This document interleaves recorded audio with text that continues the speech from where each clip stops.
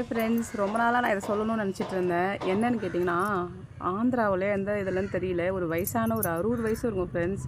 60 வயசு தாத்தாங்க. ஒரு கிட்டத்தட்ட எங்கள் அப்பா வயசு இருக்கும். அவர் வந்து ஒரு 8வது படிக்கிற பாப்பா கிட்ட தவறாக நடந்திருக்காரு. டெய்லியும் சாக்லேட்டு பிஸ்கெட்லாம் வாங்கி கொடுத்து அந்த பொண்ணுடைய மனசை கலைச்சி, ஒரு தடவை எங்கேயோ இப்போ தோப்பில் போயிட்டு ஏதோ அவங்க இதாக இருக்கும்போது தோப்புக்காரை வந்து பார்த்துட்டு அந்த தாத்தாவை பிடிச்சி அந்த பெண்ணை யாருன்னு கேட்டு விசாரித்து அதை இது பண்ணதில்லை. அந்த தாத்தா யாரோ தெரியாதவங்க தான், ஆனால் அது தெரிஞ்சவங்க மாதிரி சொல்லி எப்படியோ இது பண்ணிச்சு. அந்த பொண்ணு மனசை கூட மாற்றிட்டாங்க. சின்ன பிள்ளை, அந்த பொண்ணு 8வது படிக்கிற பிள்ளை.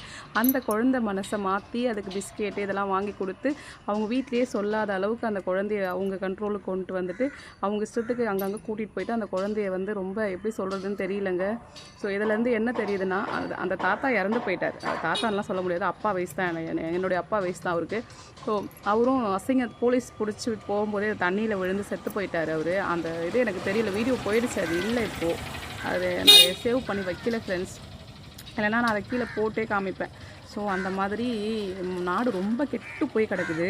அதனால் உங்கள் குழந்தைங்கள தயவு செஞ்சு ஸ்கூல்லேருந்து வந்த உடனே யார்கிட்ட பேசுனீங்க, வெளியில் யாருக்கிட்டையும் எதுவும் வாங்கக்கூடாது, குட் டச் பேட் டச்லாம் சொல்லுங்கள். ஸோ தயவு செஞ்சு ஸ்கூல்லேருந்து வந்த உடனே இன்றைக்கி ஃபுல்லாக என்ன நடந்துச்சு, நீ யாரை பார்த்த, என்ன பண்ண, என்ன பேசின, குழந்தைங்கள ஸ்கூலில் கூட்டிகிட்டு போய் விடுங்க, கூட்டிகிட்டு வாங்க பத்திரமா. யாரையும் நம்பி அனுப்பாதீங்க ஃப்ரெண்ட்ஸ். உங்கள் குழந்தைய நீங்கள் தான் பத்திரமா பார்த்துக்கணும். நம்மளை தவிர நம்ம குழந்தைங்கள யாருமே பார்த்துக்க மாட்டாங்க. ஸோ தயவு செஞ்சு உங்கள் குழந்தைய பத்திரமா சேஃபாக பார்த்துக்க.